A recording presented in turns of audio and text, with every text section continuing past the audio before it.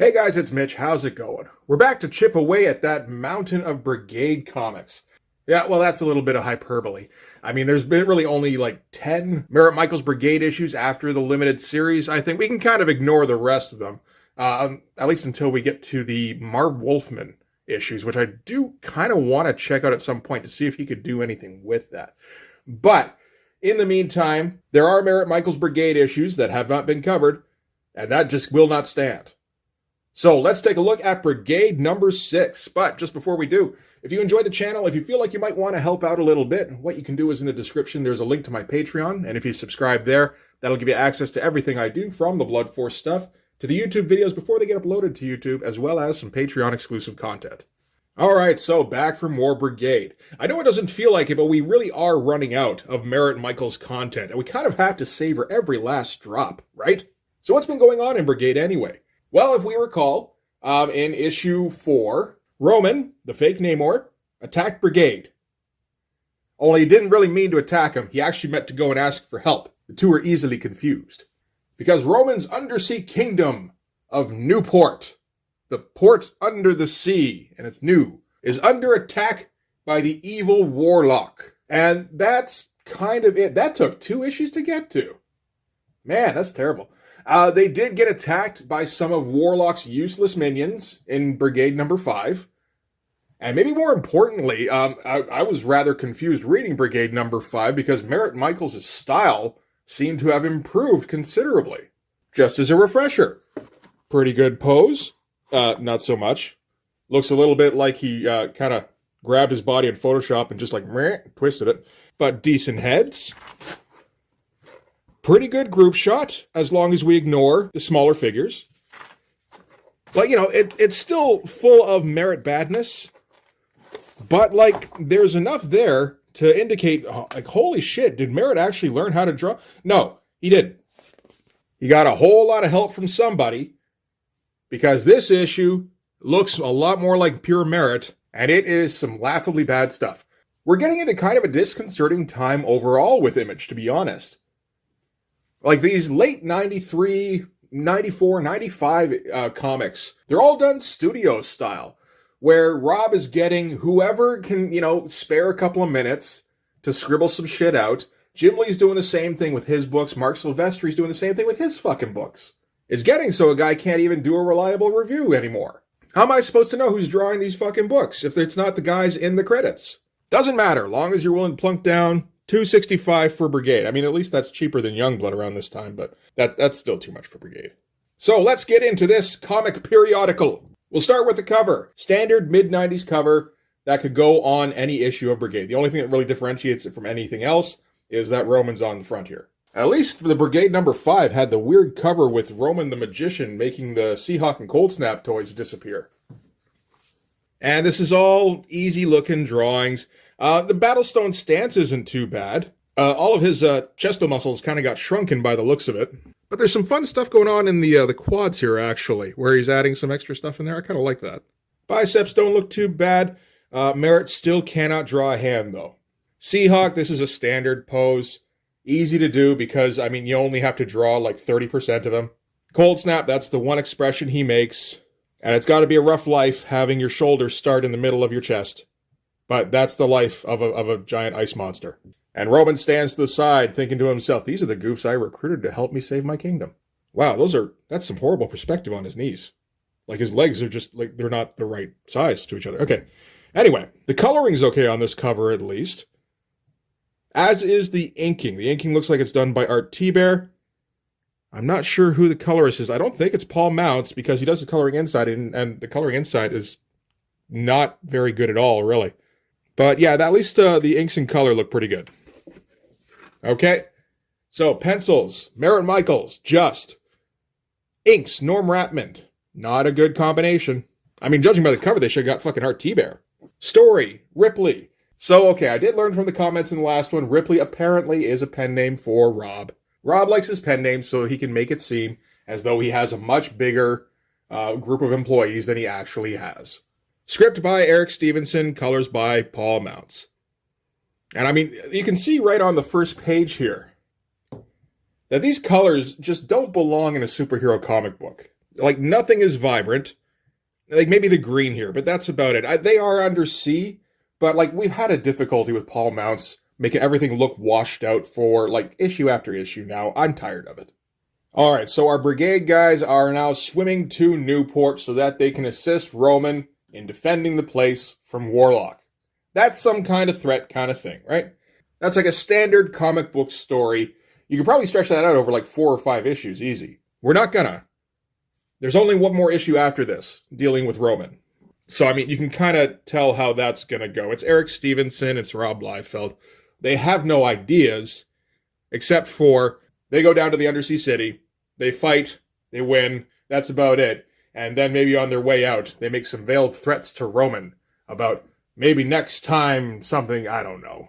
We haven't gotten there yet. I'm just kind of trying to make predictions. So yeah, these are our guys swimming. I feel like Merritt Michaels forgot that they were supposed to be swimming and maybe thought they were meant to be flying for a minute. That said, I have no reason to believe that Merritt Michaels could draw somebody making a motion that looks closer to swimming than flying, so this is probably what he came up with regardless. Love all the underwater screaming, too. That's handy. All right, so they arrive at Newport. And here we go. Behold the city of Newport. Now, first of all, the design of the city itself is lame and tiny. Secondly, the colors. Now, I have no basis for the conjecture I'm about to make, but when Paul Mounts decided to turn Rob Liefeld's undersea magical kingdom into a literal clown factory, I don't think that was intended to be any kind of commentary on his shit spin-off book. I'm like 98% certain. That said, the alternative is that Paul Mounts thought this looked good. And I mean, try making that argument. Paul Mounts has been hired by people other than Rob Liefeld to color comic books, which makes me think that he has some skill at colors. And yet. So anyway, into this fucking carnival we go, I guess. So months of pain and resentment fill Roman's voice as he recounts his people's bitter struggle to prevent their city from falling under the subjugation of the power-hungry rogue known as Warlock. Warlock is determined to place not only Newport, but the entire surface world under his thrall, a goal closer to realization than even Roman would dare to admit. So standard stuff for, like, Namor-type shit, or Aquaman, or whatever. Just far more shoddily done. From the art, to the colors, to these weak-ass names, to the complete lack of building any kind of credible threat.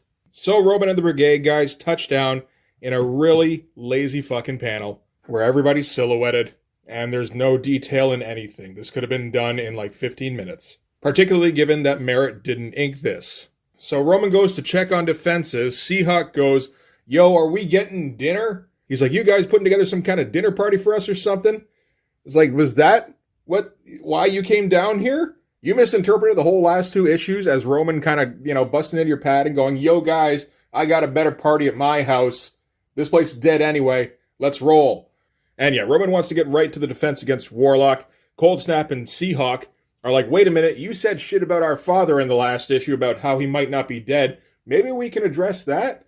And Seahawk goes, "Yeah, fish face, stop holding out on us." That's some clever shit. Yeah, not a lot of good going on here. I feel like this is probably the best panel in the whole thing, this kind of overhead. It's not too bad. We got Roman here giving the Vulcan neck pinch to his son. We got weird lighting choices. Kind of trying for a double lit thing.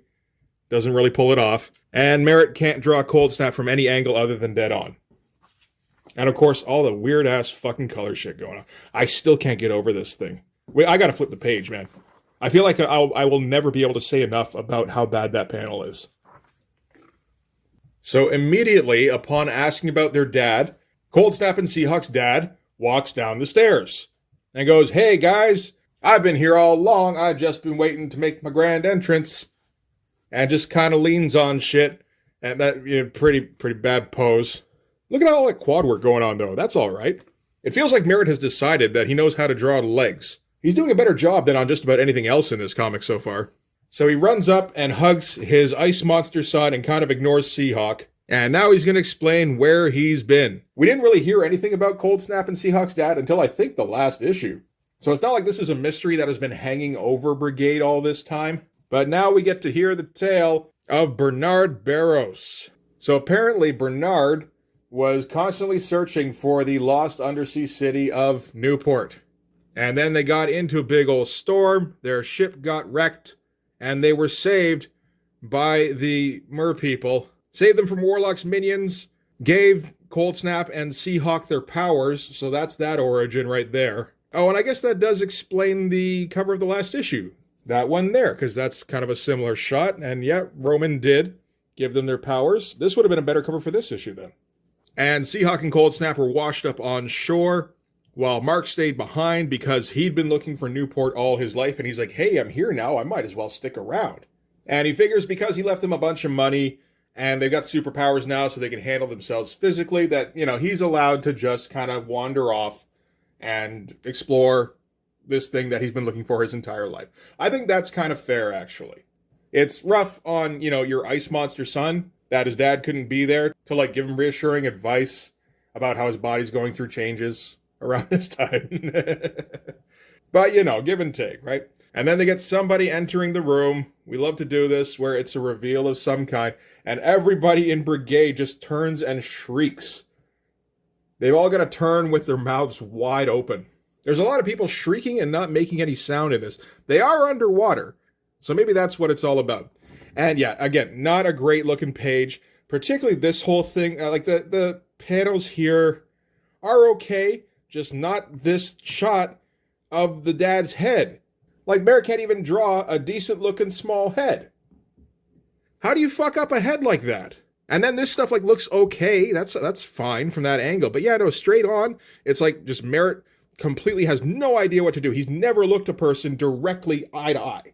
So yeah, they all do the invasion of the body snatchers, point and shriek at whoever's coming in the room. And it's not Namorita, definitely. I wonder if she's supposed to be hot. Is that why everybody's shrieking? I think that might be the case with the horribly bulbous eyes. So Coral here is like, okay, we got to go arrange defenses. And Roman's like, there are still arrangements to discuss. I guess maybe he's talking about paying them. That could be it, I suppose. I don't know what else they would possibly need to discuss. I don't know what else they could possibly have to say that would fill all these fucking word balloons. Like, this is just assault at this point. This is like emotional assault. And like, nothing is being said, really. You said yourself that these land dwellers were our one best hope for defeating Warlock and his minions, but with or without them, our time is running short. You said yourself, Newport is only the beginning for Warlock. We said all this a page ago. So they're going to turn now to Trident. Again, we're not even going to bother trying to come up with an interesting name. And they're like, okay, so what has got Coral here so worked up? And Trident's like, fuck, I don't know, man, women. She merely echoes the fears we all hold that our time for salvation is indeed running out. He's going to repeat the shit she just said, which was repeating the shit that was said like 2 pages before. Okay, I'm changing my mind. Merritt Michaels is no longer the worst villain in the Extreme Studios universe. It's Eric Stevenson. And I know that's not a particularly wise thing to say for a guy who maybe, you know, would like to get published by Image one day to talk about their current editor-in-chief. But, like, these scripts are so fucking bad. Maybe he knows. We can hope he knows. Okay, so the deal is Newport runs on magic. Warlock is discovering sciencey stuff. And he's going to use that on the magic. And that's going to, like, cancel each other out somehow. And he particularly wants to capture Seahawk and Cold Snap's dad because he knows science things. And with the science things that Cold Snap Sr. knows, Warlock will be able to rule the world, which would make you, kind of wonder, why doesn't Cold Snap Sr. rule the world then? But fucking whatever. He's like a billionaire or some shit. Maybe he already kind of does. And this is our shot of Warlock and his minions. Weak sauce. Silhouettes, half a silhouette, and his endless throngs of 2 ships. Not to mention, like, oh wait, are those more ships? Oh, I thought they were like flounders or something. I thought he was sending flounders against Newport. And then Newport is rocked by an explosion. Yeah, just weak all over. Okay, so Roman gets Trident to conjure an image of the city's perimeter. So he's able to, magic it up. And it just kind of shows in the same ships we were looking at just a second ago. So, okay, Newport is under attack. So Roman rides his giant seahorse out. Okay, so this, oh no, wait, that's Namorita or Coral or whatever, I guess. But yeah, no, this is just flat out Aquaman now. And yeah, I see stuff like this. And I'm like, Merritt submitted this thinking it was good enough. Like, look at this fucking face. He looks like Mo. Not Simpsons Mo, Three Stooges Mo. And you put that in a book that people paid money for, and then you put this ad across from it, like it's not going to make this look even worse. Look how good that fucking cover is. Oh god, it's double page splash time. All right, so, yeah, all this is, fight happens. In terms of, I would say, placement of the various characters, that's okay. I kind of like the depth going on here, but just each individual drawing is not good enough. This one's maybe okay, but the rest of these, no, not at all. Oh, wait, that one's kind of okay too. All right, like 80%, 85% of these are trash. Let's go with that. So within moments of meeting the enemy, the defenders of Newport strike with lightning-like precision, quickly outflanking Warlock's forces. This is outflanking, sure. And stripping them of the advantage they had gained through the element of surprise. The battle rages with the intensity of a fire burning out of control. Not the apt metaphor. An all-consuming conflagration, obliterating everything in its path while each side tests the other for a hint of weakness that will lead them to victory. You could have said tsunami. That would have worked. Anyway. Yeah, just another attempt at a payday that's kind of undeserved with the double page splash. All right, so the battle rages on. We've got like a kind of positioning here of the two of these guys. But it seems like Cold Snap and Seahawk are being focused on by Warlock's forces. Possibly to kidnap them, to use against their dad, maybe? You'd think, right? That doesn't get mentioned by the end of the issue, though. And something happens which knocks them out. So, yeah, I guess he does have them. Yeah, okay, so that seems like that's where that's going. Unaware of his comrade's precarious situation, because Battlestone don't give no shits, the man who serves as heart and soul of Brigade fights defiantly onward. That's Battlestone, all right. Over the years, John Annex Stone? I can't think of anything to say about that, because I've never heard the word annex used as a name. Is Cabot's middle name Vestibule? Anyway, John Annex Stone has fought in many such battles, and always he has risen to the occasion. He has proven himself a match for any foe, the ultimate warrior. Secretly relishing the fact that his body has long since grown numb to physical pain, Battlestone rages on, defying his opponent's harshest blows, secure in the knowledge that no matter what they do to him, they can't kill a dead man, and we can't give a shit.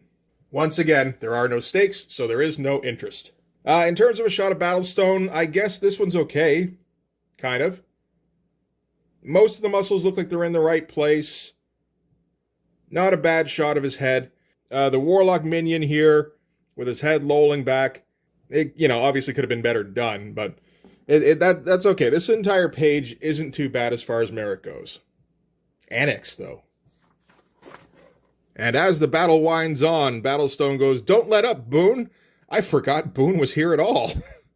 We've still got a long way to go before we nail these suckers to the wall." Didn't need that balloon, except to remind us that Boone was here. At that point, Roman realizes that Warlock's ship is here by Neptune's trident. That's got to be ripped off from one of the other two guys, right? And he yells, "Murderous Cretan!" That's not ripped off, that's pure Stevenson. He goes, "Are you truly so bold as to come here without pause nor fear of my wrath?" And Warlock has comebacks. "It is you who should take pause." And all of his minions go, "Oh!" And he says, "For if you should venture any closer to this vessel, we shall be forced to halt your approach through force, because we'd been doing peaceful negotiations up until now, I suppose." And at that point, Warlock does point out that he has the Barrows children for collateral. Okay, so they did bring that up. I just completely forgot, because I kind of forgot that if there was anything to talk about in this book, to be honest. And Cold Snap Sr. All of a sudden appears and cares about his sons again. So yeah, he's going to use them as a bargaining chip. Battlestone's like, there's got to be a way to stop him. And Trident's like, yeah, but it requires a sacrifice on the part of another. I could defeat Warlock, but my body's too weak. I would need a more stable form. It feels like we haven't exactly exhausted options leading up to this point. This was like the first minor setback, and they're already like, launched the nukes. DEFCON 1, like we forgot all about DEFCON 2 through 5. And Battlestone naturally offers up his own body for Trident to possess because he's already dead. If anything happens, he'll just go get himself resurrected, or somebody will get him resurrected. Nothing page. No good drawings anywhere on here. Oh shit, it's time for another double page splash. It's been all of 2 pages. And Trident goes, let the transfer begin. And yeah, so he, all this is just, he possesses him. Those braids keep getting thinner and thinner. He may have decided to possess Battlestone because then he would have the roundest ass in all of the Undersea Kingdoms. It kind of feels like way too much of this page is pointing towards Battlestone's enormous ass. In fact, this whole spread, from this face leaning back to all of, like, this feels a little metaphorical, like something's going on between these two beyond just like, spiritual possession. Wink, wink. But, yeah, so Thor room, and now Battlestone has magicalistic powers, and now Warlock doesn't stand a chance, and we all kind of roll our eyes. And next issue, the cataclysmic conclusion of the Newport saga. This was a saga, guys. We forgot to tell you in the last issue. Again, not a great splash to end on. Again, Merritt couldn't draw a hand to save his fucking life. Like, sometimes I feel like I'm pounding that drum a little bit too hard, but, like, Merritt got paid very well to learn how to draw hands, and then he didn't do it. So, like, fuck him. And then we have an ad for Brigade number 6 and Brigade number 6. I don't know if I've seen that before. Same behind the scenes we saw last time. Got some battle cries. This is the guy who won the cover for Brigade number 1. So that's all right. Looks like he's an artist, but I don't recognize his name. So I guess either he didn't go anywhere or just he drew stuff I never heard of. And yeah, lots of people write in. Lots of people write in. This is the kind of stuff that's confusing to me. Like, okay, I assume these kids are all like 13, 14 writing in, but like Brigade is bottom of the barrel shit. They don't even have Liefeld covers anymore to pretend like there's a good artist that might work on this book. Like, I've just finished reading Brigade number 4, and I would like to congratulate you on the Blood Brothers series and the issue following. Will we ever see the Birds of Prey again? I also, like, this doesn't sound like a 14-year-old kid, really. He sounds a couple of years older than this. Will we ever see the Birds of Prey again? I also want to know why the team of Brigade can't seem to take any orders from Battlestone. I know he can be a real ass sometimes, but all in all, he's a good leader. Like, you're just making shit up. I feel like I got teleported in from, like, an alternate world and somehow landed somewhere where Brigade was good. Or some sort of hypnosis took place that convinced everybody that Brigade was good. Ad for Profit, still drawn by Dan Panosian, not Stephen Platt, so not really worth looking at yet. Dan Panosian will get good, he's just not there yet. And then we got a backup story featuring Hacker again. This one's laid out by Merritt and drawn by Anthony Wynn. Basically, the whole thing is that Hacker got captured by government operatives who he used to work for, and now he's going to help them to take down Brigade from within. Interesting choice. Gigantic close-up of his face. Like, okay, that seems bold. And then he just puts people in silhouettes. Like, he didn't put a whole lot of thought into this. And it put even less thought into the next few pages. Guy standing. Face. 2 faces. Face. That's a little bit reductive. And then end it with a giant sloping face. That's pretty fucking bad. And then he's going to get the help of the weakest link inside Brigade. And of course, that's Thermal. And she goes, what? I'm not the weakest link, you're the weakest link. And yeah, so that's it for this thing. I guess that could be useful information at some point. Theoretically, if Brigade has any readers by issue 8. Who knows? Then we got New Men by Jeff Matsuda. That looks a fair bit better than this. And again, an ad for Troll. Rob Liefeld really wants to, well, he really wants to sell that book. Okay, so that's it for Brigade number 6. There was actually more talking about how they were going to have to fight than there was actual fighting in that thing. I suppose we got a little bit of backstory. That's something. That's filling out the Brigade lore. It's pretty stupid lore, but were we expecting intelligent lore? I don't think so. So anyway, yeah, next issue will wrap up this saga, and then after that, we're going to have some Extreme Prejudice to deal with. Are you ready for Extreme Prejudice? Well, you got a few weeks before we get there, so make sure you get your shots, get lots of rest, maybe reread your back issues if you want, because Extreme Prejudice is coming, and I'm sure it will be extreme and potentially prejudicial. But anyway, that's going to do it for this one. Thanks very much for watching. If you like this video, please hit like, hit subscribe, hit the notifications so you know when the next one's coming out. Go over and subscribe on my Patreon. That'll give you access to everything I do, from the Blood Force stuff, the pages and the finished comics, to the YouTube videos before they get uploaded to YouTube, as well as some Patreon-exclusive content. You can also follow me on Instagram and DM me there for commissions, and you can also join the Blood Force Discord server, which is now up and running. So if you want to shoot the shit and drop some art with some other guys who dig 90s comics, that is the place to go to. But anyway, that's going to do it. Thanks again. I'll see you guys in the next one. Bye-bye.